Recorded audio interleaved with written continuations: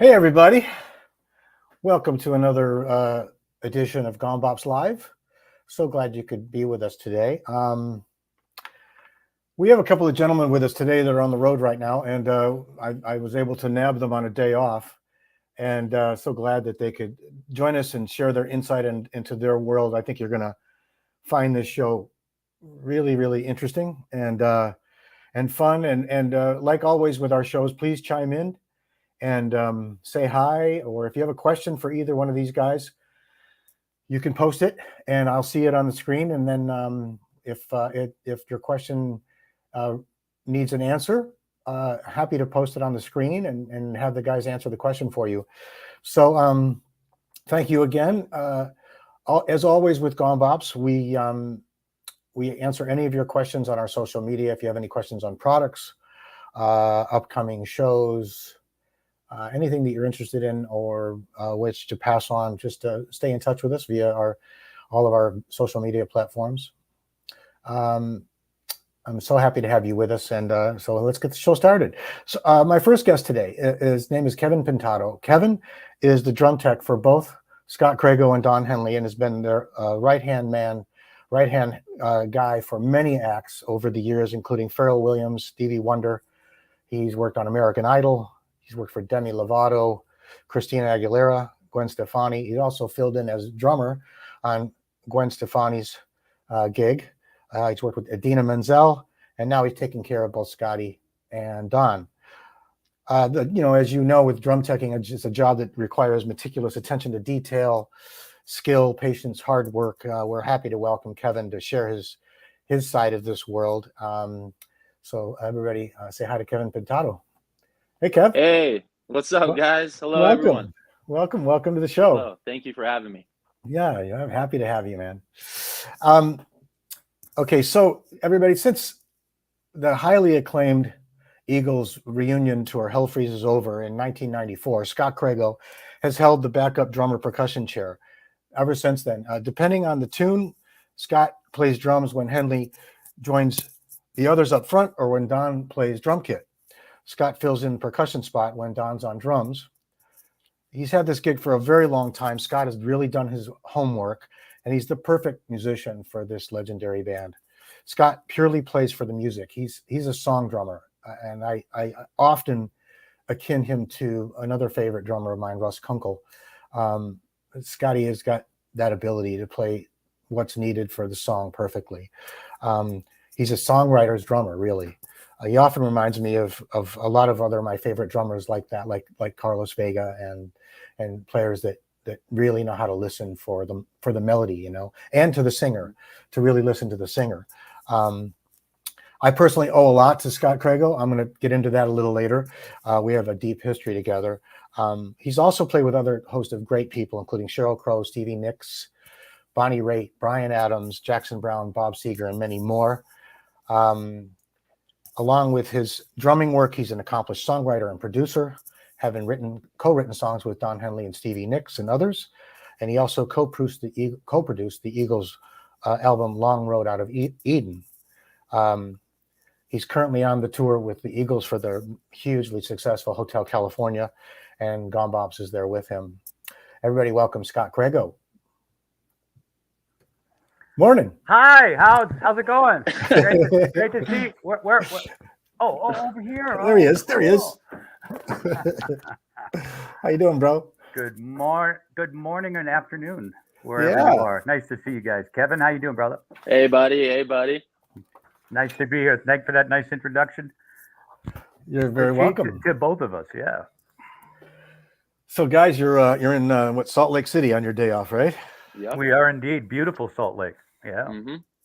It's cold there, you said? It's been a little chillier. Well, to some it's not very cold, but it's in the 40s during the mornings when I'm up and out. What time is it when you get up, Kevin, at 3 p.m? I mean, what's the temperature for you? It's a nice 75 around there, No, it's not bad. It's just perfect weather, and it's beautiful to be here. Fresh, clean air. Very nice people in Utah. If you've ever been. A little different than where you just were, huh? Oh, Austin, yeah, Austin, yeah. Hundreds. So yeah, it was so warm. It was so warm that you guys made a transition to Salt Lake for the days off, right? So We did, yeah. Yep. so, It's interesting to try to pack on a tour for Oh my gosh, I know. 100 degrees to 30 degrees, and Right. keep it into one bag, Yeah. Mhm. under a certain weight. right, right, right. Which you have to do. It's all So where do good. you go after this? Las we play- Vegas. Yeah, Oh, we really? play here tomorrow night, and then we Mhm. go right to Vegas, and then we've got a show there, and then we're going to take about 10 days off, I think, Mhm. and then Okay. we go over to Europe. Oh, okay. So you get to go home for a little bit.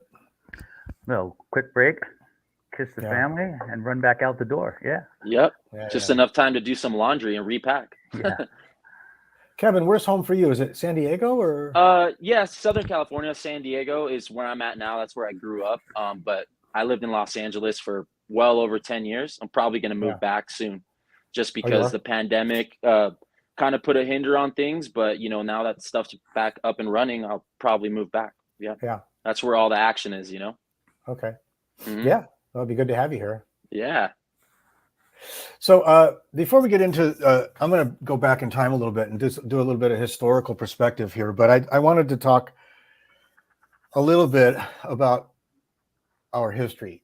Scott and I go way back. We have a very long, deep history. And I just kind of wanted to talk a little bit about it and share your side of the story, Scotty. But I basically owe my relationship to Scott and what we've done together actually to John Good from DW Drums. John Good and I and Scotty, all three, we're all very, very close friends. And John knew Scott before I knew him. And briefly, the way it works is that John and I, one time we were many years ago in the early, I guess it was the early 90s.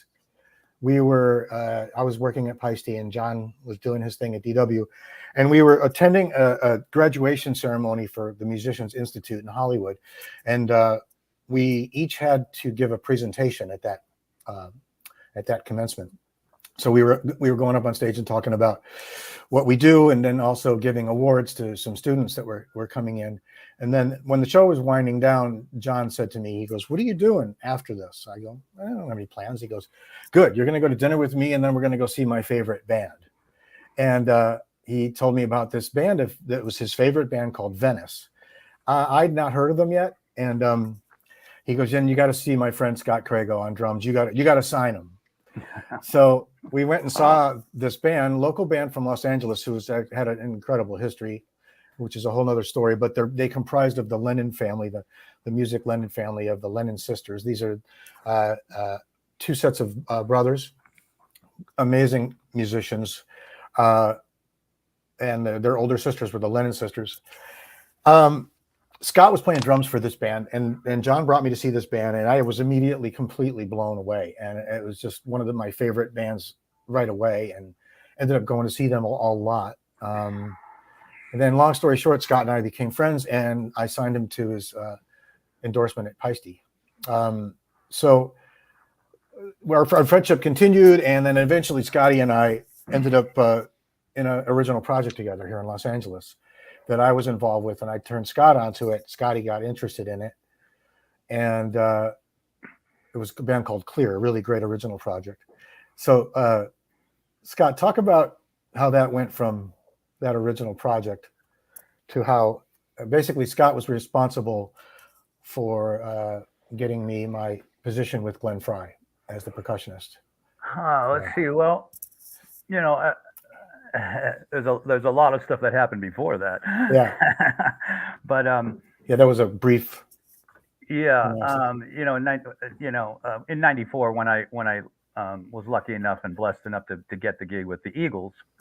Can you hear me? Okay, everybody. Yep. When I got the gig with the Eagles, that splintered off. They all have very successful solo careers, and it splintered off into not only playing drums and percussion with the Eagles, but playing with Glenn Frey, playing with Joe Walsh. Glenn had a solo band. Glenn had a corporate band. Glenn and Joe had a corporate band together. Joe had a solo band. Henley as well, of course. And I started playing with Glenn with his corporate band. And as a matter of fact, Kevin, I was just talking to Kevin about this, and we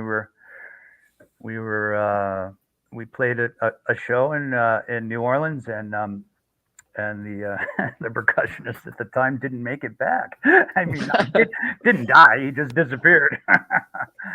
And so Glenn came to me at the time, and then just said, "Man, looking for a percussionist." And I was honored that he would ask me, being the drummer.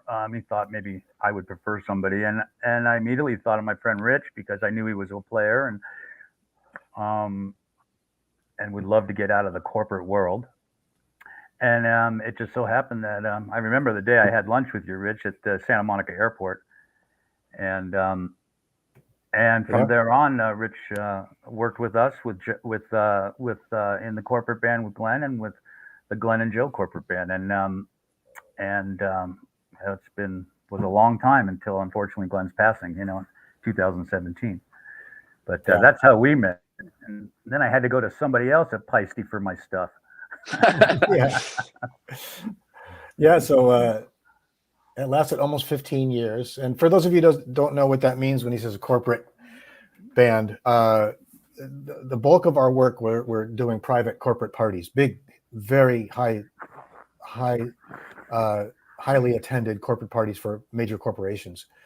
Along with that, we did quite a few casino shows and some private concerts, and so anyway, I owe a lot to Scott Crago for that experience and how much fun we had. We really played very well together and had a lot of fun with Glenn. It was a pretty wonderful thing. So thank you, my friend. No worries, buddy. Yeah. Wish we were still doing it. Yeah, well, you never know.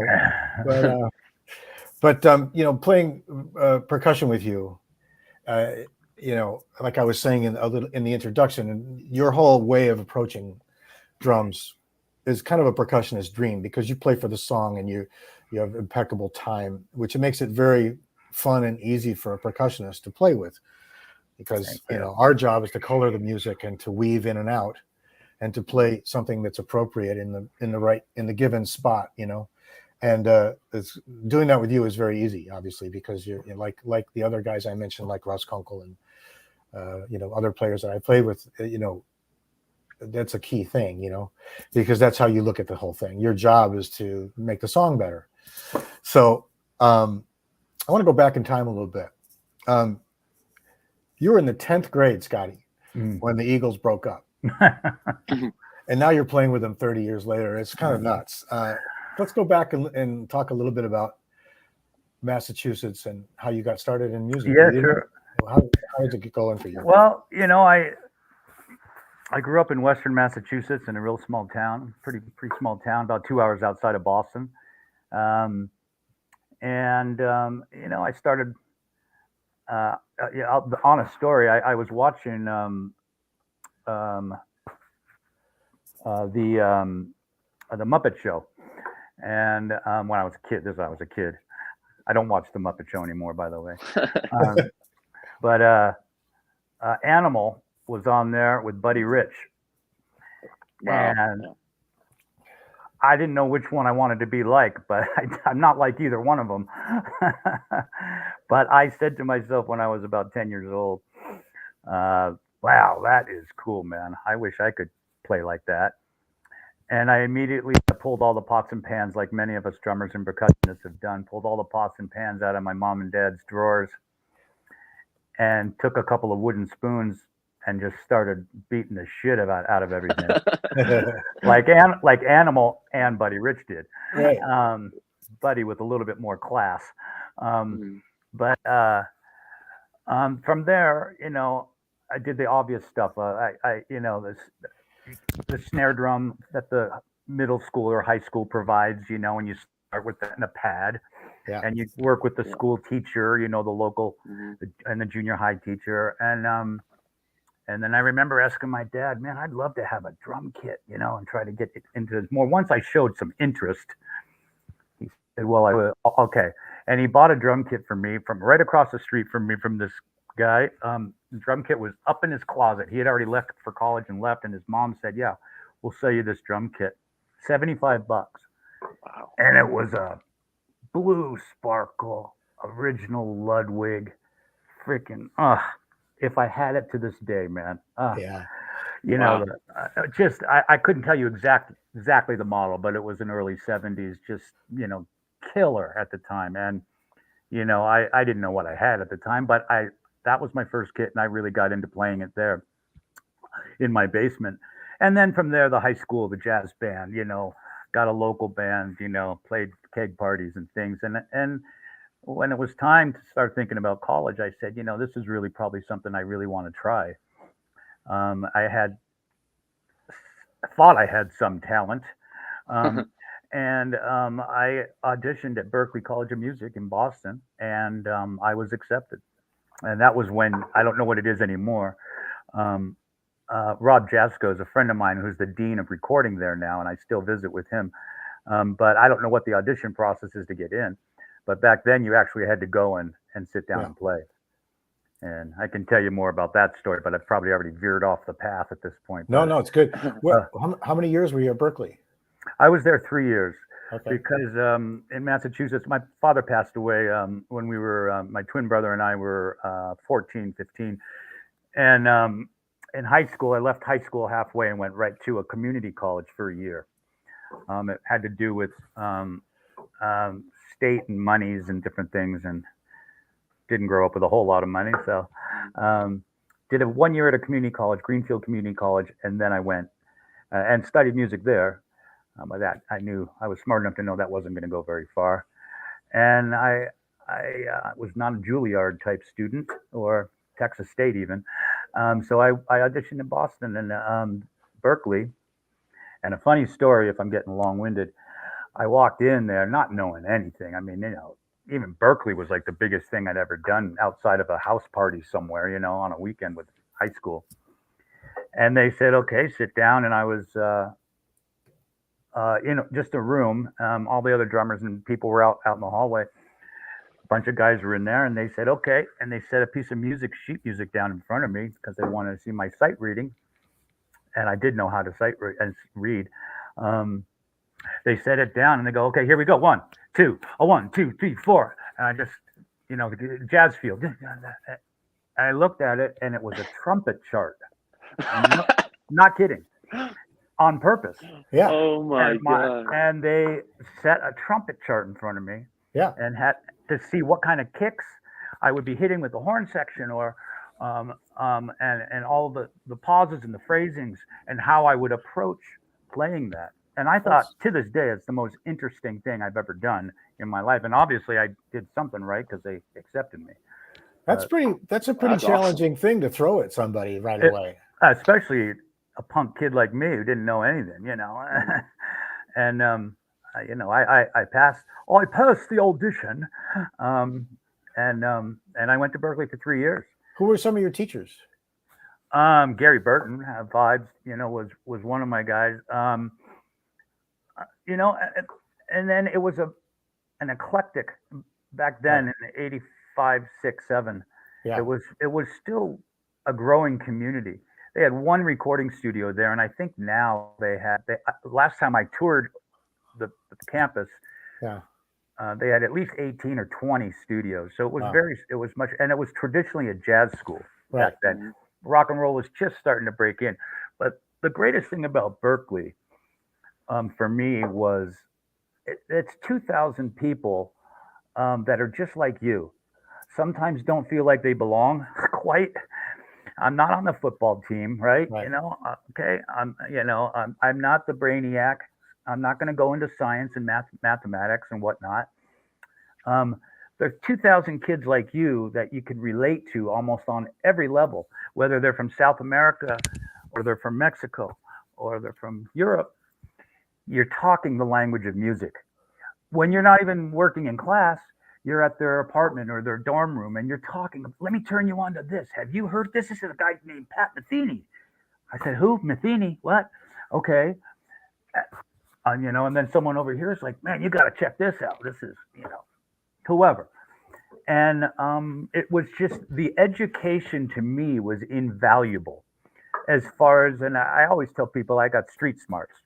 I am not a book smart person, as you can tell from my computer skills. Um, but that kind of education is invaluable, I think, in the music industry. I'm sure there are guys that you can learn how to play percussion and drums by all the internets and the books and the charts and that. But when you have artists from all over kids from all over the world, that you're getting a little piece of something from this one and a little piece of something, you're cooking a stew, man, that later is going to be a really good dish at some point. You know what I'm saying? Yep. So for me, that was invaluable. Really, awful football team. But no, I'm just kidding. There's no football. I love it when I say to people that don't know me, I went to Berkeley, and they say, "Oh, California is beautiful." Yeah. No, that's Berkeley for smart people. This is Berkeley College of Music, you know. In Berkeley College, in a whole nother way. Yeah, it's one of the most prestigious music schools in the world. And what an education, you know. Yeah, I think one of the things you just said that I find so key about those kinds of schools, like Berkeley, like North Texas, like the Musicians Institute here, schools like this, Miami, you know, is that you get students from all over the world. You get a multicultural mixing pot of people, and those influences come into that. And I went to a music school in my hometown, Syracuse, New York, and it was a great college of music. It was Syracuse University. It was a very good school, but it was more classically driven. And most of the students that I went to school with were local. So it really wasn't a melting pot. And that was one of the things that I missed about not leaving my hometown, you know, and branching out. And since you lived there, Scott, and that was your hometown, you were fortunate to have Berkeley in your backyard, you know, because I do miss the fact that I didn't get that influence from different worlds, you know, in different countries. Kevin, how did you get started in music? Let us know how you got going. All right. Well, 4th grade, actually, school band. I was like a little skater kid, you know, I did a bunch of sports and stuff. And the town that I was from was this small desert town in California. And every year they would have a Christmas parade. And I was a kid, and, you know, the high school band would march by, and the drum line was just like so loud, and the music was loud, and I was right up front. I just remember like telling my mom, like, wow, I like really want to do that.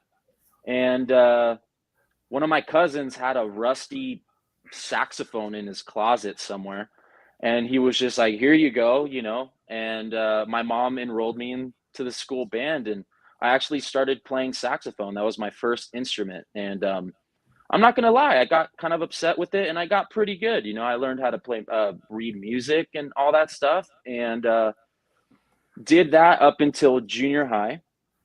And I remember seeing the drum line and the drummers, and I was just like, wow, they're so cool. I went up to my music instructor, and he was like, nope, can't play drums. It's like, you play saxophone. And I was just like, you know, I really wanted to play drums. So then I asked my mom, I was like, Mom, can you please like buy me a set of drumsticks and a pad? And she's like, for what? You know, same thing. They're like, you're not going to play drums. And I was like, I really want to play drums. So literally what happened was, since I already knew how to read music, like saxophone music and notes and stuff, I already knew like the values of notes and stuff. I literally just learned by myself. Like I just started I learned all the rudiments, you know, and I remember searching like, if you want to be a good drummer, you have to learn these rudiments. And I was like, all right. So I learned all the rudiments without telling anyone. The next year, like 8th grade, I think it was, I literally just picked up a drum and went up in front of my drum instructor and was just like, hey, I know how to play drums. And he's just like, yeah, right. All right. Play me this. Just like Scotty said, like, play me this. And I was like, all right. And I played it. And he's just like, whoa, all right. Well, play me this. And I was like, da, da, da, da. And he's just like, so you really want to play drums, huh? I was just like, yeah. And he's just like, okay, here you go, snare drum, cool. Learn this piece of music, come back tomorrow. If you can play it, you're in the drum line. Like, was it all right. At the time when they said no to you, was it because they had too many drummers and they needed saxophone players? No, it was just because I was like first chair saxophone. Oh, okay. So he was just like, no, you know, you're going to stick to this. Like we have these competitions coming up and like these concerts and stuff. So I was like, all right, you know, so I kind of just took it upon myself and learned drums. And eventually just kind of, the saxophone faded away and I just kept going with drums. So Yeah, yeah, and ever since then, it's an advantage though that you started out on a melodic instrument anyway, because I mean that's yeah, something that I think it helped me a lot. Yeah. yeah.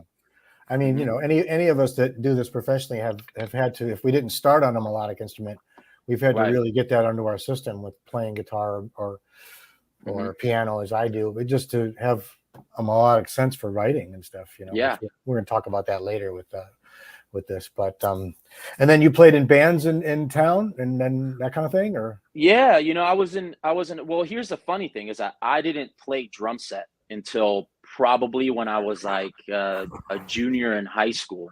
All I did was just marching band. I was a snare drummer, yeah, I played the quads, but I hadn't even played a drum set yet. So just like Scotty, like my mom scrounged up some money, got me a drum set, and I started playing it seriously in high school. And I had friends, they were like, "Hey, we have this little group. Do you want to play drums?" I was like, "Sure." It was like pop punk, metal. I did ska for a long time. Southern California, is big on punk and surf yeah, rock and all that stuff. So, yeah, I was in bands here and there, recorded some albums with some people, with some bands.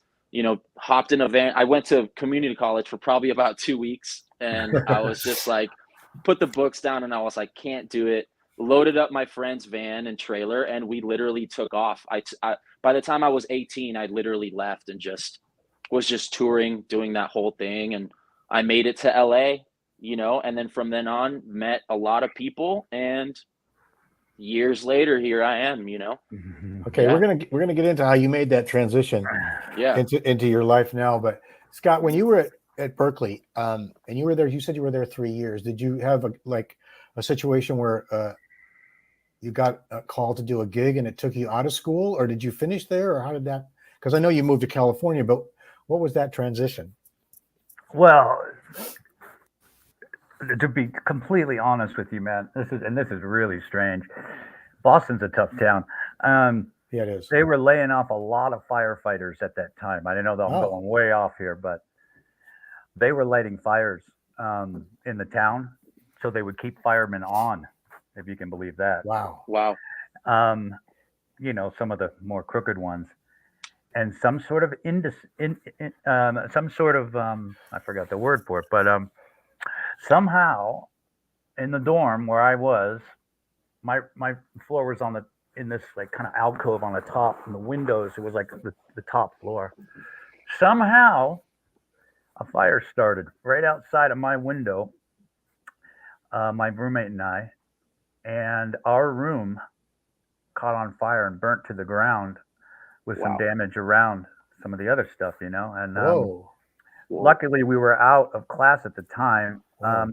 It was right before final exams, Whoa. and I lost everything Wow. in that fire, and that was all of my books. Not my drums, because I didn't have drums at the time. There, we just used the Yeah. college stuff, but all my books and everything. And I thought to myself, well, I can't do really the finals without all my books. I did my best, but when you're really wanting to major in performance and you're not trying to major in something else, the difference between an A and a D isn't really that big of a deal. So I happened to be playing with a band that was there, and some investors from California, this place called Century City, Mhm. came out and saw us, and they said, "Why don't you guys move to California? We'll get you a place to live, a vehicle, van, and a rehearsal studio out in East LA." And between the room burning down and me having done 3 years there and a year of community college, like Kevin, I just said, the school thing is not for me. I've kind of got what I need as an education, as far as the people I've been around and what I've been exposed to. I was never going to be a master at theory. You know what I mean? I was Yeah. never going to be that. And I'll touch on it later, but it was my first introduction to recording in a studio, which was extremely valuable when I got to Los Angeles, of course, which is how I got to where I am now. But I used that that offer from these folks in Los Angeles and I did exactly what kids do, man. Got a U-Haul truck and what I had left and what my mom had given me and two of the other guys, and we drove, 6 days and stopped along the way at friends and people's houses and slept inside the U-Haul and made it to LA and went to meet these guys and had a place in the Palms, which is East LA. Just I'm not East LA, east of the 405.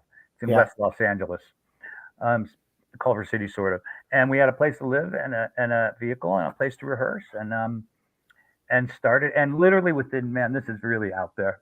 Within 2 weeks that we got there, the lead singer got nodes on his vocal cords. Oh, wow. Because he was not training and doing the right things that he was supposed to do. You know those lead singers, man. You know what they're all about. Us drummers have it together, man. Us percussionists. Anyway, I left the band like within a month. Wow. And needless to say, they were not happy with me.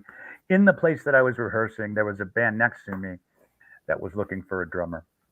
And I said, I'll do it. And I ended up moving from a beautiful condo in West Los Angeles to Venice Beach, living with 5 guys. And this is a true story. I don't think the studio apartment, a studio with 5 guys, it couldn't have been more than 400 or 500 square feet. And I literally slept half of my butt on the kitchen floor. And when I say kitchen, we're talking about a hot plate and a toaster, Yeah. And long story short, I starved in Los Angeles for the first 4 years of my life, 3 years. I really struggled, man, to just stay afloat. It wasn't like the perfect dream where all of a sudden, I'm out of Berkeley. Here we go. I was going to hit it. I went to bars that had happy hour where they would offer free food, and I couldn't afford drinking like back then or beers. I would get a Diet Coke, man, and eat as many chips and salsas and quesadillas as I could at every single place every day to survive. And I was broke. And I remember talking to my mom on a payphone once, and I said, "Mom, because I didn't have a phone, we didn't have anything back like that. I had a skateboard. I didn't even have a car." I said, "Mom, if I come home," she was asking me, "You to stick this out or what? It's been a couple of years. If I come home, Mom, I don't think I think my dreams are shot. I'm going to stick it out." Yeah. And I remember that conversation to this day. And I knew didn't mean that it wouldn't have a great career somehow at home. Wouldn't probably be in the music industry. It was London, New York, or Los Angeles for me. And New York and Boston, they don't mix, man. I'm a Boston guy, Yeah. Red Sox, And London was just obviously out of the question, a kid. But if I went home, I think I would have been over. And I stuck it out. And my whole career has been the luck of that kind of stuff, that I made a decision to do something a little bit different than most people would. And I basically, instead of pushing the door open, I always kick the door open,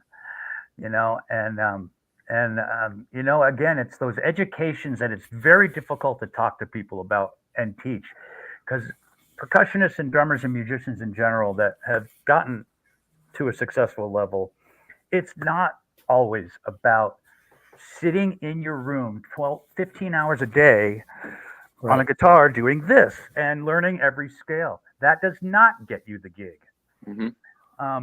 Neither does not doing that get you the gig.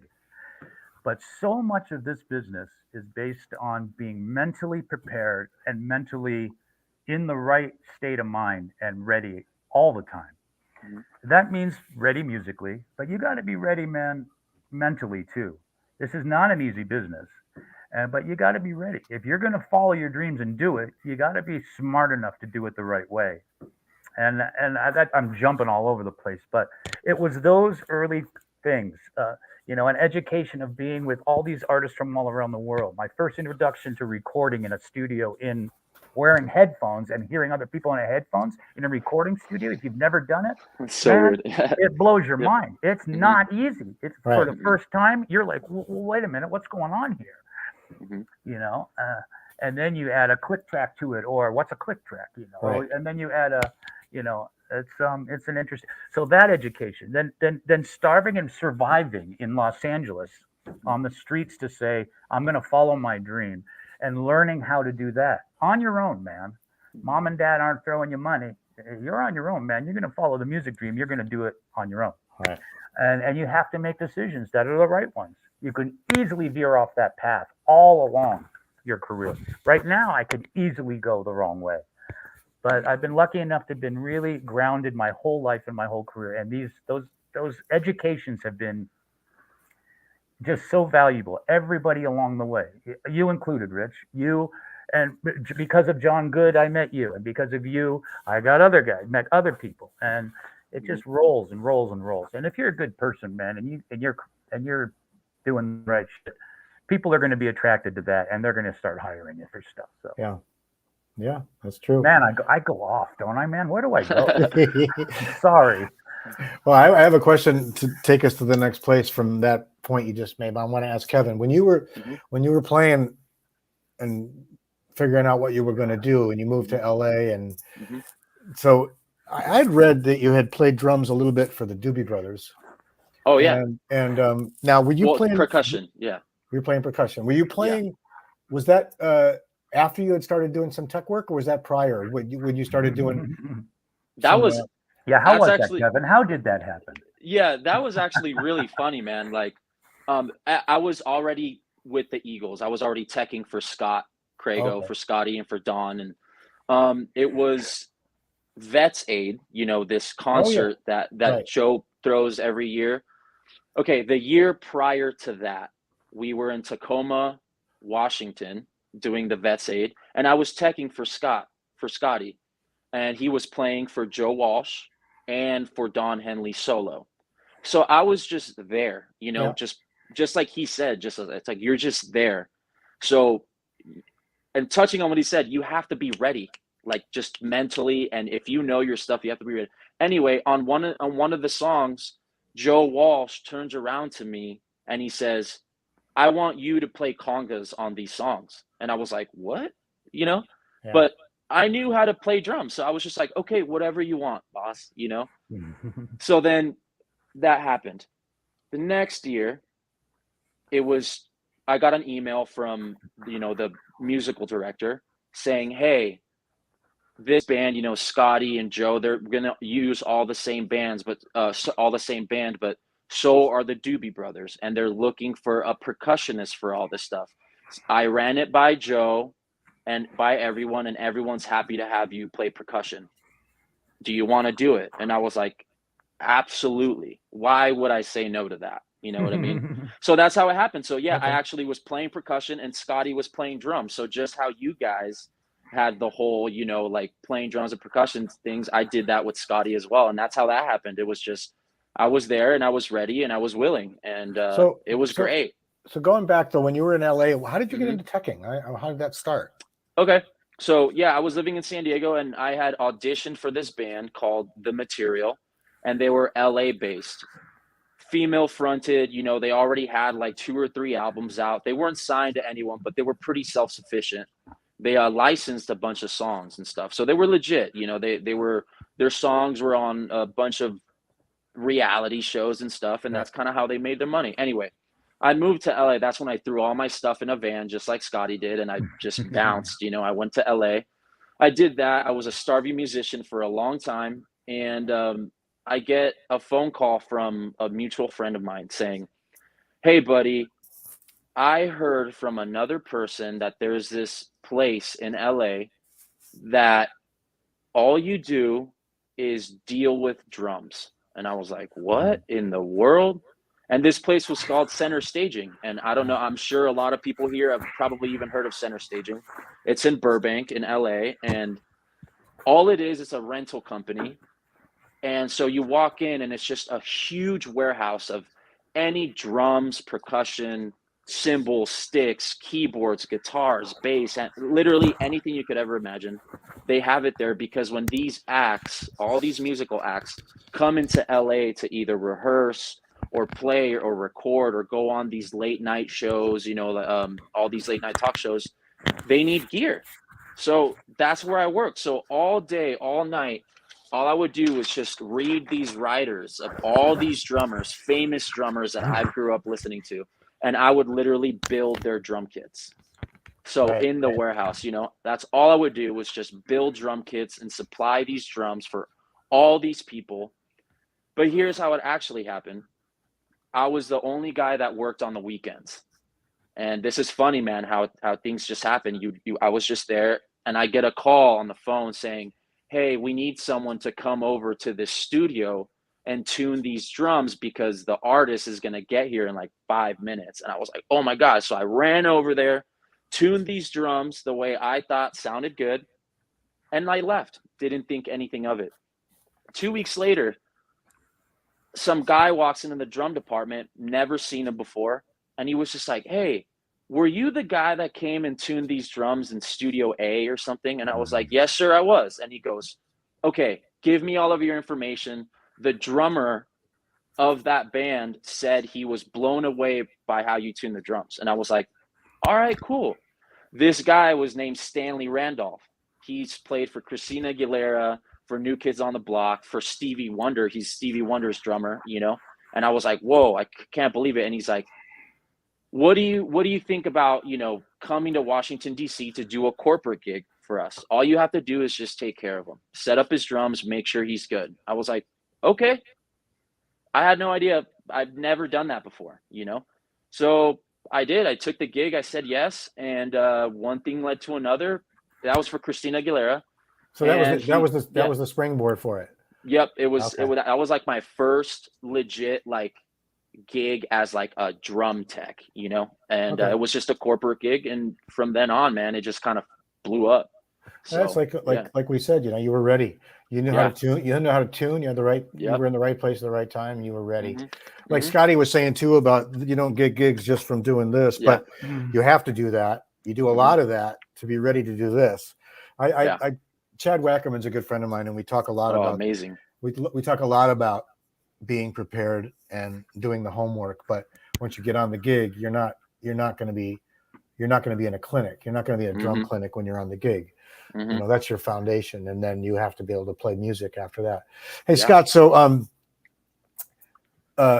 you're in LA, you're starving, and then I seem to remember the story about how you hooked up with Venice. And for those of you who don't know this band, seek them out. They're a phenomenal band. They're such a great band. Scott played drums with them for a long time, played on their first record, right, with Danny Korchmar producing. Mm-hmm. Right, and later That on, leads to a whole nother story. right, and there was a bunch of recordings and writing that you did with this band. Eventually, I ended up joining the band and playing. Actually, we didn't play in the band at the same time together, but I ended up getting into that organization. But am I correct in remembering that you met the guys when you were on the beach and Mark Lennon saw you on the beach or something? Mm-hmm. Talk about Yeah. that. Well, yeah, no one's going to care about this, but this is again, it goes into my whole story of how lucky I've been and how every little thing can lead to the next big thing. I was just I was just a beach kid at this point. You know, I had a skateboard and a wicked tan, Hmm. and no drum career. But and I was living on the beach. I wasn't in that band I talked about earlier. I was living on the beach, just surviving. I was working for a delivery company, a trucking delivery company, delivering high-end furniture. And I would always go to this one place in Venice Beach, which is a beach by a certain lifeguard stand, which is where I lived, near this lifeguard stand. I left there and moved more inward to the city, and had really long hair, the whole thing. And about 2 months later, where I was living, um, apparently a friend. I had a phone at that point. Um, the lead singer of this band, Venice, Mark Lennon, had gone around and taped. Have you seen this guy with long blonde hair, Scott? I think No is his way. name. I heard he's a drummer, and taped That's funny. all over the neighborhood of where I lived. If you know who he is, or if you can find him, here's my number. Meaning Mark Lennon. This Wow. guy did it. Sure enough, I got a call from a buddy that I used to hang with down there. I said, "These guys, this band called Venice, they're kind of well known around the area. They're looking for you for some reason." So I called and I met them, and they said they were looking for a drummer, and I auditioned, and I got the gig, and then I moved in with them. Yeah. Wow. And for the next 7 years was the next education of my musical early career, and an extremely talented group of guys. Um, where if you want me to keep going, Yeah. Because it's going to lead to the next thing. that really that band, 4-part harmony. And what kind of band do I play in now? Very singer-songwriter oriented. What kind of band do I play in now? Very hardworking. Loved by a lot of musicians. Loved by a lot of people. We started playing and getting more and more and more popular in Los Angeles. We started selling out, one place, and then it would be 2 shows in that one night, and then it would be a whole weekend, 4 shows, 2 shows on a Friday, 2 shows on a Saturday. When you do that in Los Angeles, it starts getting attention. And these people started to come see us. A Jackson Brown would come and see us. A Stevie Nicks would come see us. Musicians and industry people in the industry were coming to see this band. We were a new, young Southern California 4-part harmony sound, a lot like the Eagles were when they started.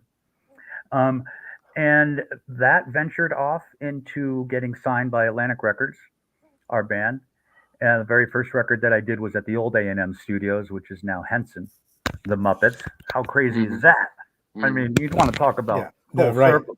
But, that's right. I mean, it goes on and on and on. I could write a whole book about conspiracy theories of how my career has happened. But that led to, Danny Korchmar produced our first record, and that's how I met Rob Jacobs, the engineer, and Rob Jasko. Rob Jacobs, still a dear friend of mine, award-winning engineer, and Rob Jasko, a fantastic engineer who now is the dean at Berklee College of Music. Psycho, my very first record that I ever did. All of it kind of connects. The music industry is somewhat smaller than people really think. Right. Yeah, it's tiny, really. And in a town like Los Angeles, and you start getting some success, you stick out. People know you, and that's again why it goes back to that education. Man, are you grounded, or are you just in it for the drugs and the money? You know what I mean, or whatever.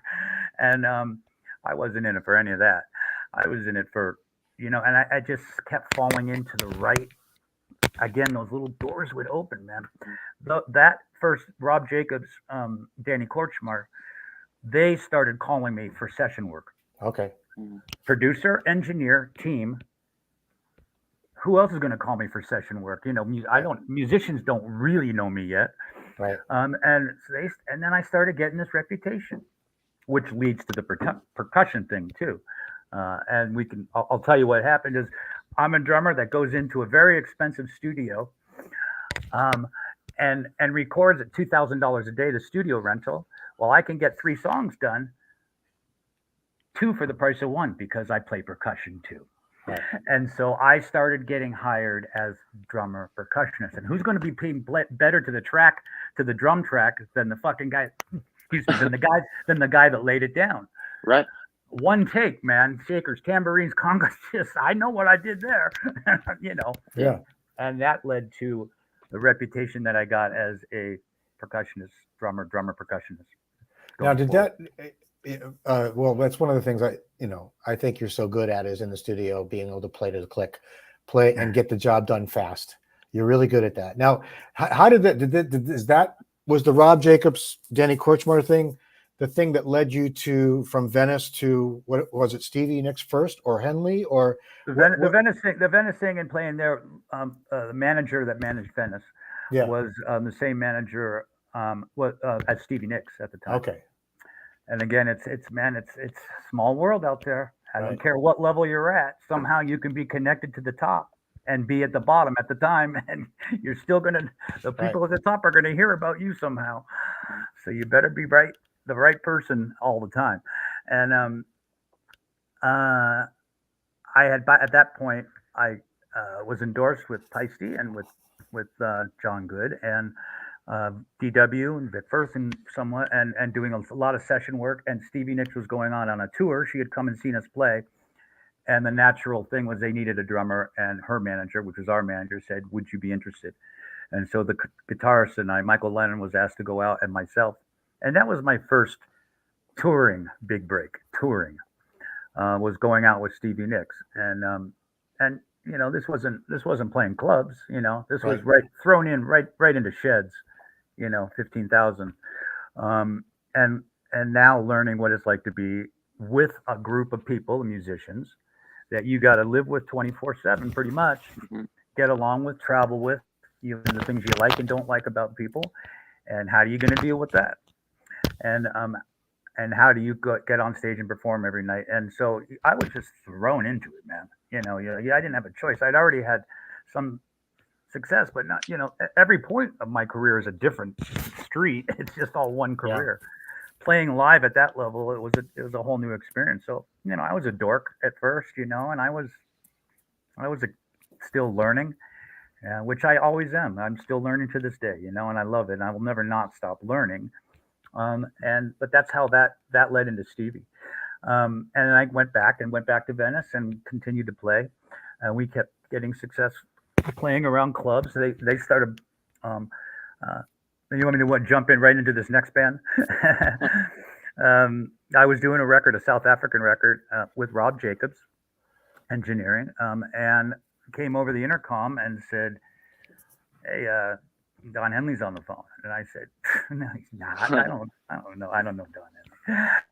And no, really. And the session stopped, obviously, and I went, and it was him, and he was just touching base and just introduced himself over the phone. And long story short is that led into me going down to a rehearsal with the band that they were getting back together in '94, and at a list of 10 drummers. I was at the bottom. At my favorite place to be, man, right at be the underdog. You know what I'm saying? Yeah. They brought me in, and I was really smart. They did something. They're all just sitting in a circle and playing, and I don't know anybody in the band. I don't know anybody. I don't know any of the guys. So Don had seen you with Stevie? I was on tour with Stevie Nicks, and he saw you. He saw you with her. We played in New York, and then his band was playing in New York at the same time the next night. They came to see us. We stayed, went to see them, and then both bands went out to dinner in New York City that night. And that's the first time I met Don. I went over and said hello, of course, one of my heroes, And then he remembered me. But actually, the long story short is Sheryl Crow was really the one that I think gave, and Rob Jacobs had, when they started looking for drummers, both of them had given him my number. Okay. They were the big dudes up at the top. The other 9 people were everybody we know. I was the guy that wasn't known. And that's what they were looking for. They were looking for somebody that was someone that wasn't going to walk in and go, "I'm this guy. I'm going to overshine. I'm going to do it my way." So had you worked with Sheryl Crow at the time too, or? Well, she was another person that was friends of the place that we played at, and the guys, the Lennon brothers. Oh, okay. And I hadn't worked with her. I knew her, and she came and saw us and knew who we were, and was a friend of the band. And Sheryl, of course, long story, was the background singer, long background singer for Don Henley. Yeah. Right, so they were friends, very close friends. And a lot of other people, Michael Jackson, a lot of people, yeah. Yeah, but it goes back to the circle of people that work in my favor. Again, it's that kind of a thing, man. Luck, complete luck. So my friend Mike Thompson says, "You're not lucky, man. You just worked really hard at this your whole life, and it's not deserving either, right? There's a difference. It's if you do the work, you're gonna figure it out, Right. So. I think it's interesting too, Scott, without naming names of the other guys that were being considered for the gig, right? That and you're saying you're at the bottom of the list, but there were the ingredients that you had, right? That were the right ingredients for that gig that we've talked about. Yeah. Yeah, I guess I really was, yeah, at the time. Yeah. And the sad thing about that was that, I did have to leave the Lennon guys and the Venice guys. And as much as that was difficult for me, it was also, unbelievably exciting and surreal. I mean, I just couldn't. Why me? Yeah. In fact, I had to, I had to talk to somebody about that. Why me? And they, listen, you're in the place, the time, it's your time. Just relax, take a breath. I was like, yeah, but I don't know. No, it was humbling. I mean, I'm lucky I've kept my feet grounded at this point, but no, it was hard to leave those guys. I'm still friends with the Venice guys. They they are such fantastic writers. Yeah. And the group of us together that write with them, we really have like this really great thing. Whether it's super commercially successful or not, if you're an artist, you want to create. If you're just a touring drummer, you got to have another outlet, man. Or if you're just a studio drummer, there's a lot of different levels of the music business, just being a percussionist and drummer. Lucky for me, I'm able to write music, and Venice allowed me to do that with them, those guys. And so we are friends to this day, and we still write music together. Sometimes I'll tour with them in Europe. It was hard to leave them, though. Back to the story, it was difficult to leave them, but they've done very well, and I've done okay with my group of guys. Yeah. Kevin, so how did you, with all the different acts that you were tucking for before you got with Scott and Don, what was the catalyst to that connection? You mean like how I met Scotty? And okay, yeah, what were you doing prior? What were you doing prior to that? That was the springboard. Yeah. Okay, well, from that Christina Aguilera gig, the production manager on that also, was production manager for. I mean, he's production manager now for Doobie Brothers. Actually, it's funny how it all goes around. But he also did like Gwen Stefani and a bunch of other pop people. So him and I got really comfortable with each other, and all of these artists are managed kind of by the same management group. So once you meet like one of the managers, he's like, oh, hey, would you want, this is done. Would you want to go do this? Or would you want to go do that? And I kind of just said yes to everything, man. I was a go-getter. I was eager to learn. My entire life, all I wanted to ever do was just be around music and play drums and learn from musicians. And now I was finally, getting paid to do that. And I was traveling. So I was just in it, man. I was in it really deep, and I was just going, man. Like, I just remember, I think one time I was gone for like 3 years straight. It seemed like, just touring and touring. And then I get this one phone call, and I will never forget it. It was February 2018. And it was from the manager that him and I knew each other very well. So I was just like, oh, cool. I just answered it right away. I was like, hey, what's up, Mark? And he was like, hey, what are you doing in 2 weeks? And I was just like, you kind of know what I'm doing. Like, I'm going on the road. And he's just like, I want to bring you in because we need a drum tech for Don Henley and Scott Crago. And just how Scott said that, when I heard that name, Don Henley, I was kind of like, I told him, like, are you kidding me? Like, this is someone that, I've been listening to since I was born. My mom says she was listening to the Eagles when I was in her belly, and to hear it, I was kind of just like dumbfounded. I was like, what? And he's just like, yeah, we're looking for a drum tech, and you would take care of Don, and you would take care of this other guy, the guy that plays drums when he's not playing drums. And he said the name Scott Crago. And I remember as a kid, no joke, seeing Scott's name in like drum magazines.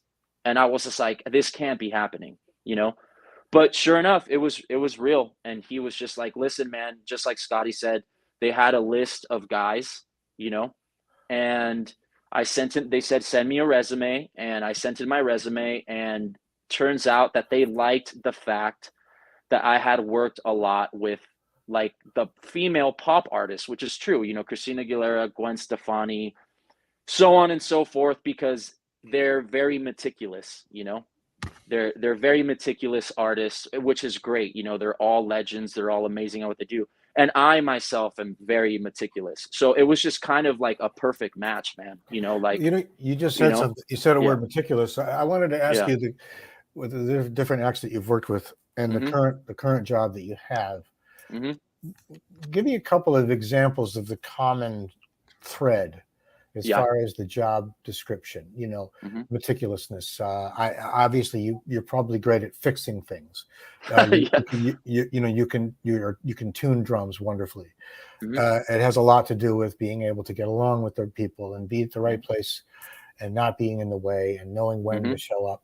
So talk a little bit about what you think are the ingredients to being successful doing what you do, because I think that now your job that you have now would be a very demanding job. I mean, you're working for two people, both of them veterans, both of them have a way of looking at their position on stage and what they do. So discuss a little bit about that. Yeah, I mean, when I got this job specifically working for the Eagles, it even challenged me, but before that, I feel like it was a very easy transition, because the thing is that you have to not necessarily be perfect, but you kind of do, it's like everyone expects, and by everyone, I'm meaning Scotty, like he's used to hearing drums a certain way or seeing things a certain way.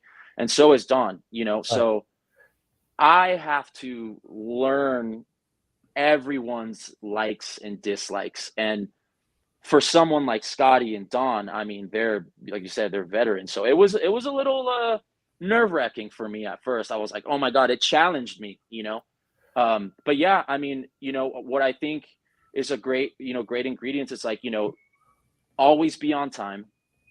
Literally always be. I think I've been late once before in my life, and I never was, because I got my butt chewed out from my boss, and he was just like, hey, if you're not going to be on time, like, don't even be here, like, get out. And I was like, and I was young, I'm 32 now. I was probably like 19 or something, so I was still learning. But yeah, always be on time. Consistency is, a big one. You have to be consistent. People have to count on you, and the musicians, but also your crew. Your crew has to be like, yeah, he's got it. You have to be very self-sufficient. You have to, look at things like in a tunnel vision sometimes, because there's madness going around. Like you're working and then there's a light truss coming down on you. It's like it's pretty chaotic sometimes. So you have to be very level-headed. You have to be very focused. But most importantly, you have to be ready mentally too, because anything can happen, especially on stage. Like Don will be playing and you see like a microphone falling or the cymbal stand veering, and it's like you have to be right on it, because the last thing you want is being in the middle of a show and something catastrophic's going on and you're not there for it. That's literally the worst case scenario. And just like you said, it's two guys now. I used to just take care of one, like drummer, but it's two guys now, and both of them can need something at the same time, and this goes beyond drums. Like, Don Henley also plays guitar, so there's times where I'm literally holding a guitar for Don and a drum in the other hand, and I have to like, so it's, you got to be on it, man, so yeah, just be on your toes, really know what you're talking about. If you don't know how to do something, don't say you know how to do it, because it's just going to bite you in your rear, so just be honest. That's the thing too. It's like, have a pure heart, be honest, be in it for the right reasons. And this isn't sex, drugs, and rock and roll anymore, man. This is, you have to be professional. You have to be there on time. You have to know your stuff, because if not, you're going to get, thrown out for sure. Have you ever had a bass drum head go out during a show? Yeah, I have, and it was the worst thing. What do you do in that case? Well, again, everything you learn as you go. Luckily, I had a power drill with, the drum key bit, and I knew exactly where the drum heads were. They were in the loading dock. I quite literally grabbed it. I ran as fast as I could. I grabbed it. Luckily, this was the saving grace. Luckily, it was 2 acoustic songs. So the drummer was like, hey, you got to fix this. And I was like, oh my God. And I was just, on my, unscrewing everything. and luckily, man, again, I couldn't hit the drum, you know? So again, it's just the feel, you know, it's like I've touched so many drums and so many heads that I kind of just, you know, just screwed it on and saw a little wrinkle and got rid of the wrinkle. And then I was just like, well, this is going to have to do. You know, he got up back up on there and it was like nothing ever happened, man. But inside I was literally screaming. Yeah, it was one of the worst case scenarios ever. Kick drum head. Yeah. I've had that conversation with Harry McCarthy from Drum Paradise in Nashville, where he had to do, he had to do that. We all love Harry. Can you hear me? Yeah. We just saw Harry in Nashville. And from afar. But I was able to introduce him to Kevin and Harry McCarthy. I can't say enough about that guy. I know. He worked for me for a little while and successful in his own right. But man, when you talk about me being drums and percussion, I mean, having guys like Harry McCarthy and Kevin and I've had some other ones too. Ringo's guy, you know, I mean, just like cream of the crop of these guys. I'm working with the A-team, man. It's like makes me look good. I could talk to you forever about what Kevin does and how lucky I am to have him, but you know, we can talk about that. I got a question. I was going to go to something else, Scott, but I want to ask you that. I mean, what do you, for you, coming from your point of view, your vantage point in your job, what is it about the right ingredient for a tech for you? I mean, because you've had some really good ones, and Kevin's one of these guys. So what is it about? What are the ingredients in a tech that really make your life so much easier? Well, first of all, I'm back, right? Because Yep, you're back. I didn't know you were supposed to keep the computer plugged in so the battery doesn't run out. That's what a dork. I'm such a dork, man. I don't know why I can't hear you on headphones, but I was told to wear headphones. So, but you can hear me okay, right? Yeah. Can you hear us? Yes. Okay, good. You know, I mean, I'm assuming everybody out there knows what a technician is. It is not a roadie. It is a technician. Kevin, for what he does with me solo, when I'm doing other sessions and gigs, or what he's doing, which is a very big job, he is, I don't know really how to explain it. It's, you know, he's our eyes and ears on top of, I mean, from where I sit, both sides, and I'm not kidding you, man, I can look and he's behind me. I can be playing at a sold out show and I can just look to the right and I can't even, and not even see him. And he knows that I don't look to the right for anything unless I need him. And he intuitively jumps and comes up and says, "What's up?" You know, it's that kind of camaraderie. It's that kind of just the knowing of how Don and I work. It's a personality at that point. There's three of us now. There's three of us that are a team for the same cause. And he's just as important as myself or Don up there, man. Without him, the show doesn't go, man. But it's just little things like that are so much more than schlepping some gear around, taking it off the truck and stuff, you know. His tuning,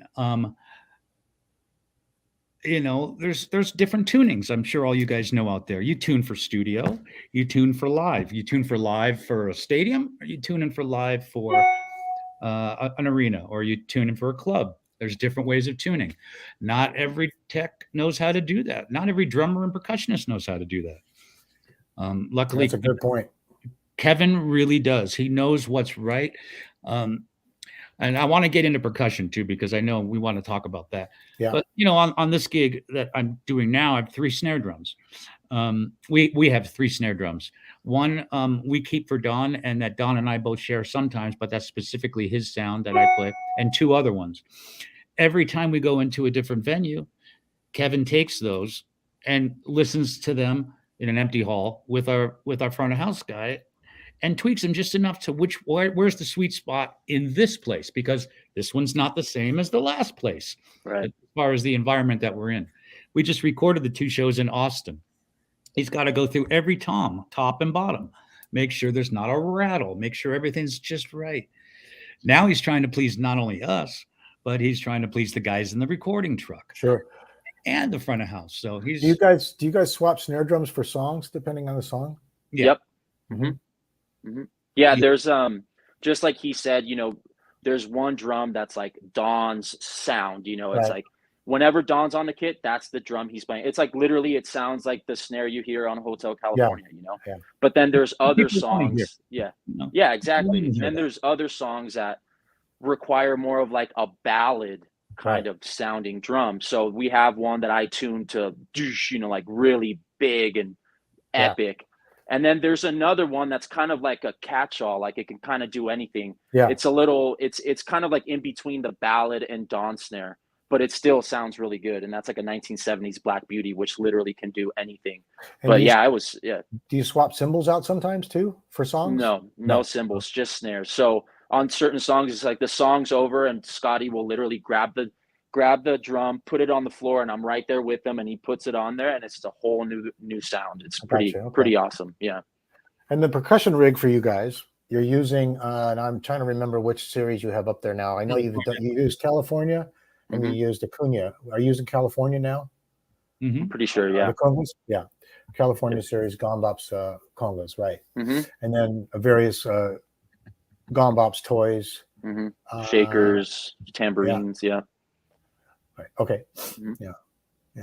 I'll jump in here because Yeah. and now finally we start talking about percussion and playing instead of our boring lives. There's a lot of stuff that my gig with this gig does not call up for a lot of all of the incredible instruments that Gombop makes. And I'm not just selling Gombops right now. There's incredible instruments that I haven't even gotten into, but this gig doesn't call for certain things, Sure. right? So we stick to. I mean, you're playing with most iconic bands, 70s bands in the world. It was congas. You saw everybody knows what those congas look like, and that Don played those, and timbales. Listen to Hotel California, man. The timbales on the recordings. So it's limited stuff that we have. It's a beautiful rig, but it's not one of those massive cymbals above and all the stuff. Yeah. It's actually to the personality of who I am. It's simple. Yep. It's to the point, and it's nothing more than it needs to be. It's for the tune, it's for the song, it's for what was done on the record, or enough to just enhance a little bit of live stuff. Mm-hmm. And they each have a reason. They're there for the song. So the parts in the songs, yeah. Mm-hmm. And the timbales are wood timbales, correct? Mm-hmm. Yep. Yeah. Mm-hmm. Yeah, with like fiber skin heads on it. It literally sounds like just like the Hotel Cup. It's really warm and it's just perfect. Just like you said, it's literally the perfect rig for like what is going on. You don't need anything more than that. Yeah. I mean, when I first got this gig, and by that time, I walked into it. I'm not walking in there going to be, oh man, wait till they hear Scott Crago play. I'm going in going, how can I make sure I keep this gig? I need to listen to every record and go, what did that snare drum sound like on that? Mm-hmm. I need to start tuning to that. I need to learn how to have, I needed to change my approach and play. Our band takes a lot of pride in giving their fans what they originally bought in 1976. Sure. Yeah. That record, Mm-hmm. And we take a lot of pride in reproducing that. And so I took a lot of time to really approach this as, the technique, the sound, all of it's one package to help represent the songs, the live performance of reproducing that song for the audience. Mm-hmm. And Don and I play it that way. And my boy Kevin tunes it that way. And that's where the teamwork works together. So okay. Yep. Now the arc of when you first started rehearsing with them in '94, progressing till now, and the time period that you've been doing it, which is a long time, as you're developing the knowledge in that chair, because you're the one playing these iconic songs when Don's not playing drums, and then you go up on percussion. So when you first started doing it, I remember speaking to you about how it was such a mental challenge to put yourself in there and to figure out exactly what they needed. Did you find yourself like getting the lesson quickly? I mean, it came to you quickly, and you were okay after about a few months, or how did that go in the beginning? You're talking about 94, 95. Yeah, no, you know, Because I know it was difficult in the beginning as far as really, mentally wrapping your head around. really difficult. You know, but it goes back to the studio work. I was pretty quick at adjusting. Right. You know, as a studio worker, if everybody knows, if you do studio work, half the time you don't know anybody in the studio. Never mind what you're recording. Right. You better learn real quick how to play with a bunch of different musicians and what the tune calls and why you're there. You know, so it's basically I used the same approach. But I will tell you honestly, man, it was really hard at first. Now you got to remember this band hadn't been together in 14 years, Right. and no one ever thought it was going to get back together. Right. So I had to tread gingerly at times, but at the same time, and I questioned myself a lot. I was my worst enemy, you know. At the same time, I was there for a reason. I was chosen to be there. So why was I there? And I had to look a little bit beyond just the technical side of things there. So, and I did. I had to go get some therapy. I won't lie to you, man. I had to talk to some people, some professionals, and to help me kind of guide me through. It's the biggest band in the world, man, at the time. I mean, getting back together, I mean, Jesus, you can question a lot of stuff, you know?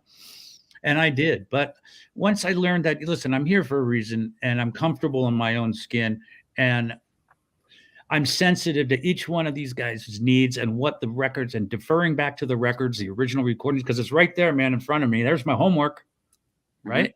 Go home and listen every night. There's my homework. It's right in front of me. Right. And then come back in, and I'm not saying copy it because you can't do that. You're not coming in and copying. Right. You're giving your own technique on it. One of the funny stories was if you guys remember the Hotel California, the first record that we did, the live recording, which was Hell Freezes Over, was a recording.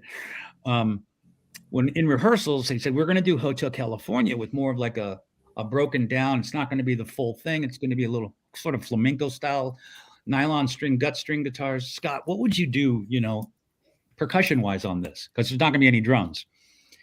And I thought about it, and I said, well, I know DW was making at the time this backwards kind of kick pedal, which was a trigger. So we got one of those set up. You know, we were coming back to Hotel California in a couple of days. We got that set up, and I put it under my congas, and I just said, hey, Glenn, at the time when you asked me that the other day, what about this? And I just went, boom, boom, boom. You go back and listen to the record, that's me starting just that alone, and it establishes the groove. And then that gut string comes in with Walsh and with Don Felder, and that's all she wrote. But it was that kind of stuff, and it was difficult. And once I started doing little things like that, where there was confidence, that I started building my confidence. Listen, man, you walk into that room, you are never going to be one of those guys. Last I checked, I didn't write Hotel California and Desperado. Last I checked, anyway. So you have a lot of respect going in. Sure. But they also have a lot of respect for me, you know, and for what I do. And that is never overdoing it. Right. And if it's underdoing it, then there's always a place to graduate to. You go up a little further, you do a little bit more. But you do it in baby steps. But you know, it's a lot of etiquette involved and I'm sure it's the same with, you know, Abe Laboriel Jr., you know, with what he does, you know. I'm sure it's the same with a lot of you guys out there for whatever the gig is, you know. You just said something. My approach is just never overdo anything with it. Right. You know, you something I observed when I played next to you for all those years with Glenn, because I think we approach Glenn's solo gig very similarly, the way I'm sure you guys approach the Eagles gig, which is we have a responsibility to play these songs and give these people what they remember. You know, it's not like we're doing, you know, we're not improvising. We're not, you know, we're not up there to show off or let everybody know how we play. You play the part, and you want to make sure that you represent the song. So talk a little bit about, Scotty, about playing the same thing every night. You're playing, if you have a set list and you're playing the songs in order every night, talk about keeping it fresh when you are playing something that's the same all the time. Well, I don't think that's unlike a lot of professional drummers out there in their seats as a percussionist or a drummer.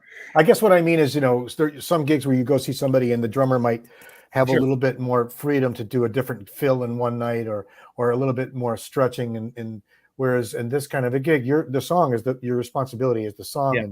And if you were to veer off and start, doing a whole different fill, that wouldn't work. That's what I mean. First of all, for anybody that's listening, and I've told this to a lot of people, certain gigs are not for everybody, you know. Part of this gig for me and why I've been here so long is that's part of the gig, man. It is not the Scott Crago moment. Right. It is not. It is about the song and the band and the guys that wrote it. And that's been my approach with anybody I played with in the studio. In a studio situation, exact same thing. I did a record with an offspring of suicidal tendencies, called the Divinals. I've done everything from jazz records to metal and it's the same approach, man. I go in there and heavy, harder rock has a lot more room to be able to do a lot of stuff. Right. It's still, man, are you going to trample all over that verse? Really? Right. You know what I mean? Are you going to ruin the intro to that chorus or the outro because it's the out and now the singer's not singing, so you're going to go crazy? Right. Not me. And my gig, percussion or drums with this band, is to represent what was originally recorded and what we do live, and not do and is it mundane if that's what you're asking? For me, it is not. Right. I'm looking at the back of some of the most talented people's heads I've ever worked with in my life, and 30 or 40,000 people out there crying and looking up at them. And that view every night, it gives me chills to this minute. I'm getting it right now. And I am grateful and thankful for every single thing and minute that I have. And every single night that I'm able to sit on a drum kit anywhere, it makes me feel really lucky to be able to do this. And if it calls for playing a shaker on Peaceful Easy Feeling for 5 minutes straight, the exact same way, the exact same every single show for 28 years, I don't even think about it because I do it hopefully with a groove and with the band, and I play it to the part, and I enjoy every second of it because I know the people out there are loving it. Yeah. And I don't even think about, man, but that sounds like an ego for a drummer or a percussionist with an ego that's I need to do this isn't working for me, man. I'm going to do this. That sounds like a drummer with an ego to me, and it doesn't know the gig. This gig is a whole. It's a what I do, and people that hire me, they know kind of what I know what the gig is. Yeah. So I never get bored of it, man. I hope it never ends. Well, I totally understand what you mean about the shaker thing and that correlation, because you're playing it's part of the whole picture of the sonic of the music, and there's a beauty to that, and that's why it's not boring, because it's it's part of the music. I felt that way too every time I played that stuff. So yeah. Man, you're painting the leaves on the paint on right. the landscape and the painting. You're actually just painting the little leaves down in the corner that make it jump out and pop. That's right. And you're adding that feel. That's right. And at that point, I'm playing. I play to Don. When Don's on drums, I play to him. Yeah. Everything I do percussion wise, I'm playing to him. The song is already there. I play to what Don. Him. And what a fucking thrill. Excuse me. What a thrill that is, man. To play with one of the most iconic drummer, singer, songwriters on the planet every night. Man, give me a triangle and have me hit it once. I'm good. Yeah. There's a lot of drummers or percussionists that would not be happy with that. And I tell a lot of kids, man, and you and me and anybody listening knows there's a lot of percussionists that can't play drums. There's a lot of drummers that can't play percussion. Yeah. To meld those two things together, there's obviously been a niche for me. Yeah. And I'm lucky. Talk about writing with them. And you've written some things with Don, and then also I want to talk a little bit about how you got into co-producing.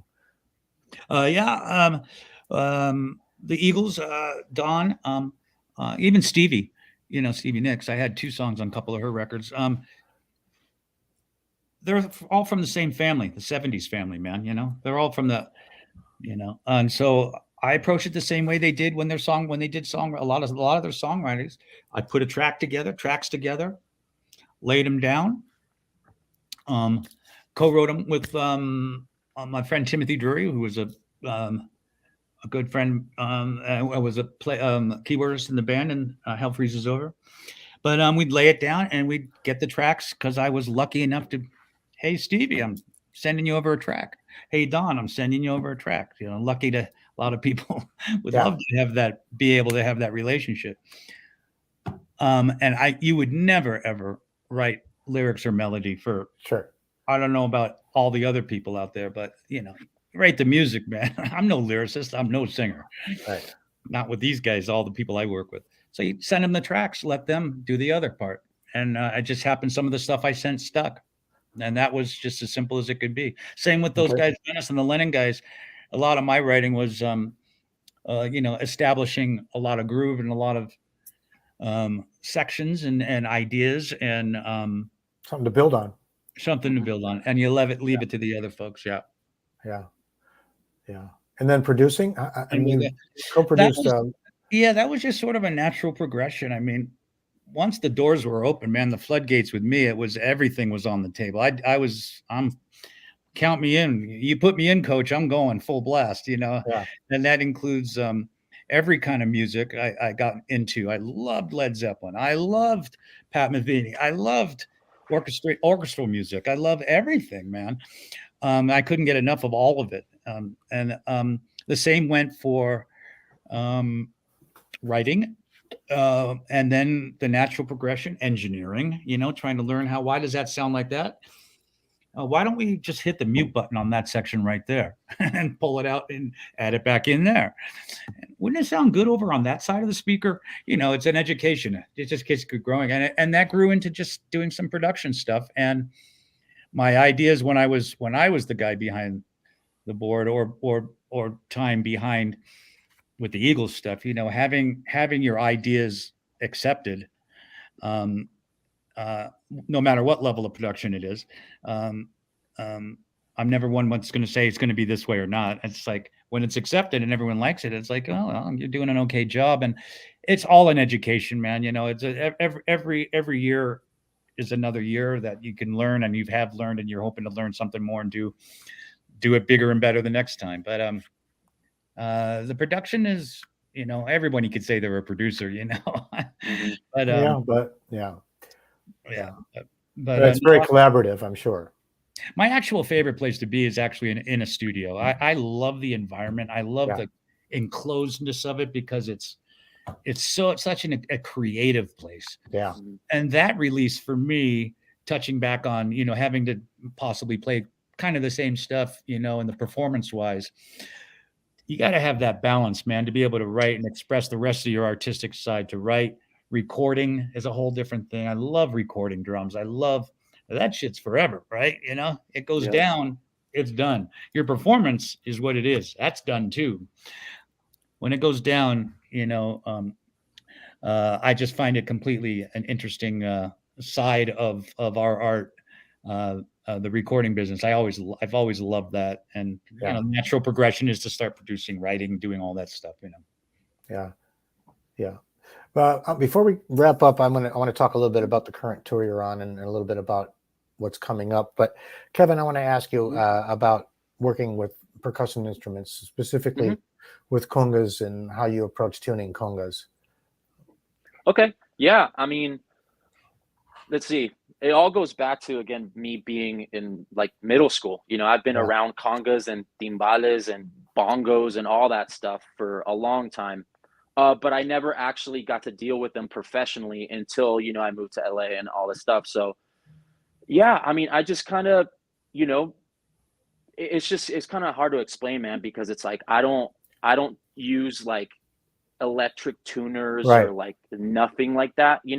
It's like, I have to feel the drum. I have to hit it and hear it. And I'm telling you, man, like sometimes it's right and sometimes it's not. Like the room they could turn on the AC and the congas will go down, or they turn it back on, and so your drums you guys are using now have synthetic heads on them, the Californias? No, or natural skin. they're natural skin. You Yeah, got natural skins on those, so they Yeah. will move. they will move. Yeah, I see. and so during the day, I mean, when I get there and set them up, I don't really touch them because I know they're gonna sit there for like a few hours. Yeah, with the And right before we go line check them, I just give them some taps. And, obviously, the low ones to the right, some people like them different, but on this gig, it's like the low ones on the right.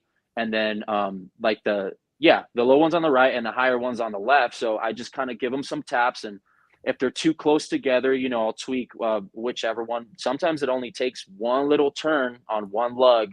You don't have to do much because I feel like the skin heads, I don't know, I just like them better for congas, to be honest. That they just sound more. they're warmer. They sound more natural to me. They're warm. I mean, it's just very sweet sounding. Like, to me, that's what a conga should sound like. Different feel on the hands too, right, yeah, Scott? I mean, as far as yep. Mm-hmm. how it feels playing them. Yep. And then you guys are using with California series. Those are solid stave congas, which Yep. it's a red Appalachian oak shell, very heavy shells, Mm-hmm. and those those are take heavy. they take about 6 months to make one of them. Wow. I didn't even know that.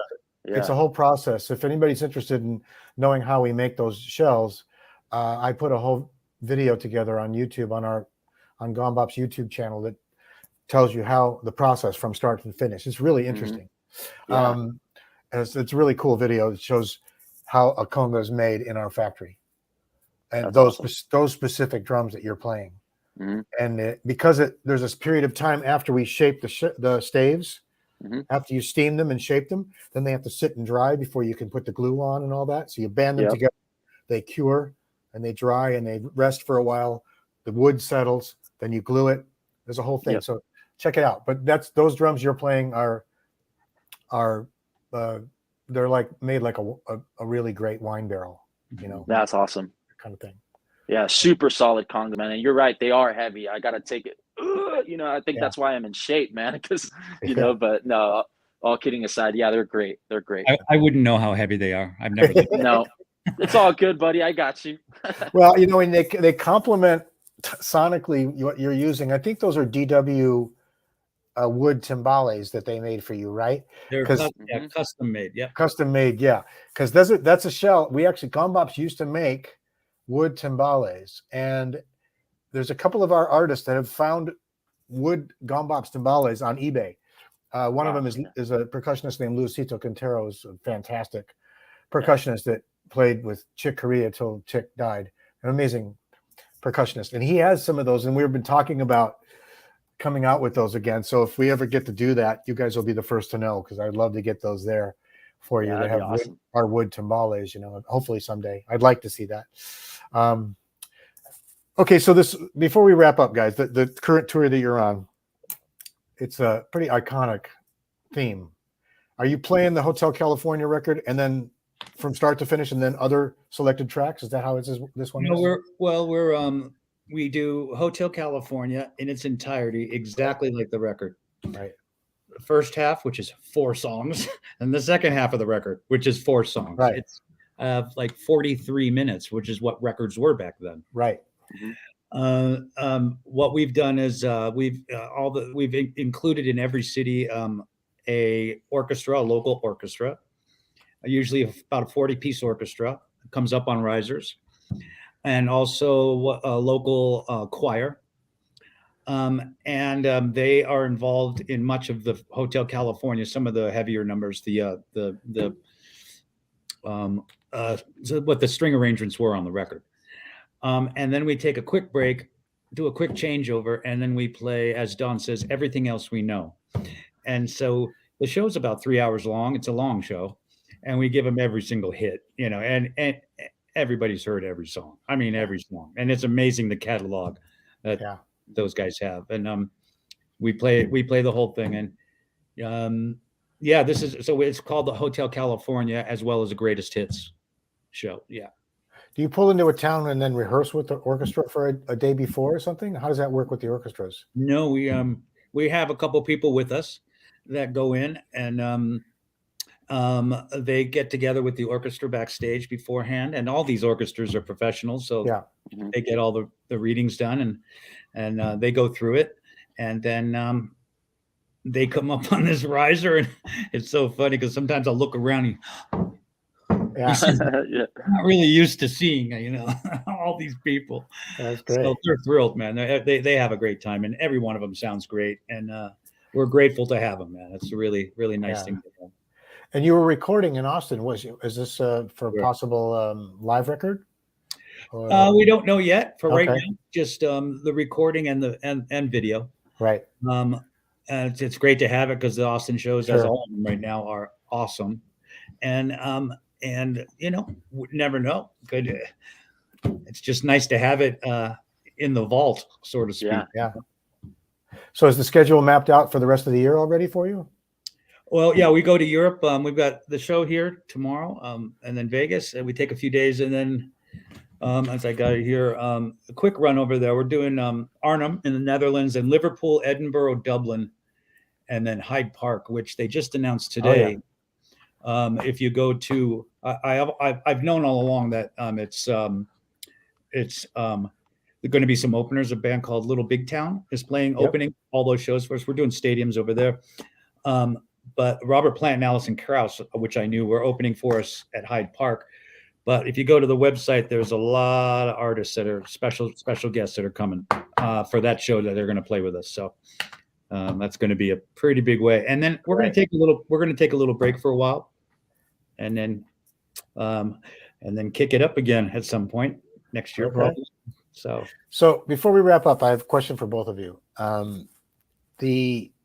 What's your view of the current state from your vantage point of the music industry, given what we've just dealt with for the past 2 years and what you have to deal with to keep the machine moving out there? Anybody? Well, I'll go first, and I'll defer to Kevin.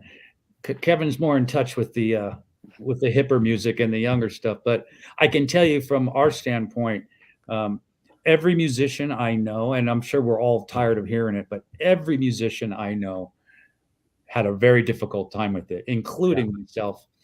I can't speak for anybody else, but it was very difficult.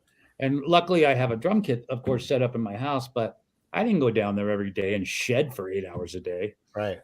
But not only that, the mental health in this country, throw me in that pot, man, because I went right down with it. It was really, really hard. And it still is. And all the tours that we know, people that are on them, people are dropping on tours like flies. Tours are canceling, shows are canceling. We run a very strict and tight tour out here with our group of 70 or 80 guys that we have that are on the road. We are constantly tested. I just tested an hour before coming out with you. And we can't go anywhere really without a mask. And we are not really allowed anywhere outside of what we're doing right now. And that's fine. We want to keep the people safe, and we want to present the music while we still can. So that's it. Yeah. Kev, what do you got, buddy? Well, yeah, I mean, I kind of agree too. It was very weird to just be going full force, and then the whole world just says, hey, listen, we're going to stop doing this till who knows when. I agree. It was very tough for me. Something I've been doing my entire life, just gone, just gone.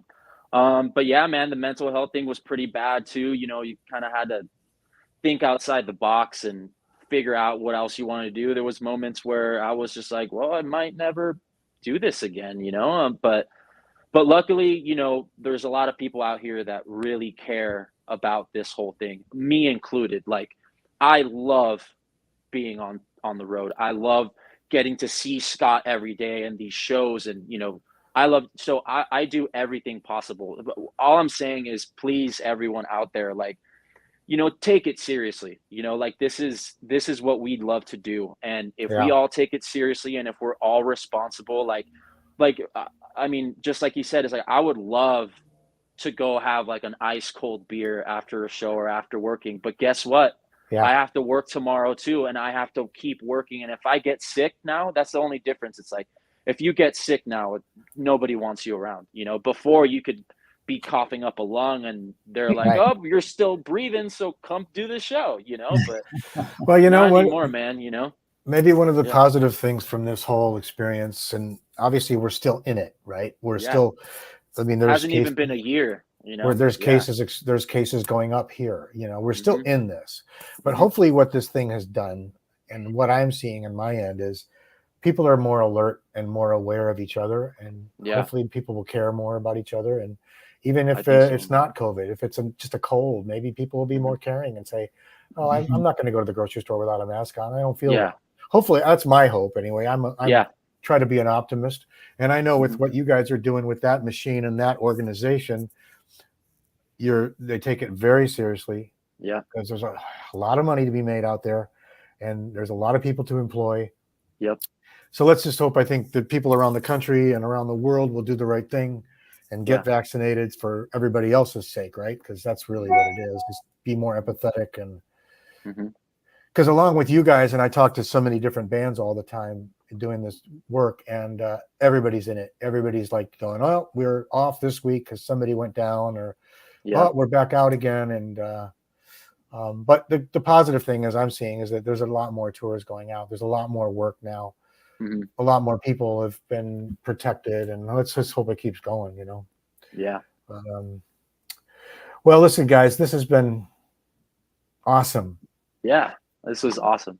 Let me wrap it up on Yeah. behalf of Kevin and myself and my partner in crime, Don Henley. Just want to thank, I mean, this is my little spot here, Gumbop, and for all your support for me over the years. It goes well beyond just what I'm doing now, but we appreciate Gumbop. We appreciate the instrument. We appreciate the love of the percussion industry and all the great musicians that are out there, man. And Mhm. we're so lucky to blessed to be able to play this instrument and the handmade stuff that you guys make. And I can't wait to get into some other stuff from Gumbop. And Yeah. we really thank you for all your support after all these years, man. And Yeah. Rich, Thank you guys. We're really honored to have you guys. You know that. I mean, we're very honored to have you playing this stuff. And it sure feels good to see our instruments up there with you two guys Fun. playing. Oh yeah. It's very fun to see that. And this is why we do it. And the exchange is why we do it. We get inspired by you. We get inspired to make stuff by all of you guys and to keep coming up with ideas, you know. Mhm. And that's the way it goes. I think that's what it should be, you know. Mhm. And it's what it's always been for me in the whole 30 plus years that I've been doing this, even back when I was working with you with the Peisty organization. It's really inspiring to work with musicians that know how to play it, you know. It Right. makes you make the stuff better. And I think what I've seen in the percussion industry is that every company makes better stuff now. They all make good Right. stuff. It's everybody's talent level has excelled, Mhm. you know, because everybody's really taking it seriously, and there's a lot of great stuff out there. So guys, thank you so much. I'm going to sign off with the audience for a second, but I Mhm. really appreciate you joining us today, and everybody does. And everybody that's watching, you know, if you have any questions for Scott or Kevin, you can reach out to them via their social media or send me a note. I'll Yeah. pass it on, and and we'll just keep the conversation going. See you in Europe. Yeah. Yeah. Hang on, guys. I'll be right back. Thanks. See ya. Okay. Thank you, everybody, for joining us today, and stay tuned to all of our social media for our announcement for our next show. And please don't miss this show in your town. It's definitely one of the greatest shows out there. Go see Scott and Don play Gombops and all of the great songs that we all grew up listening to. And we will see you all soon. Take care, everybody. Bye-bye.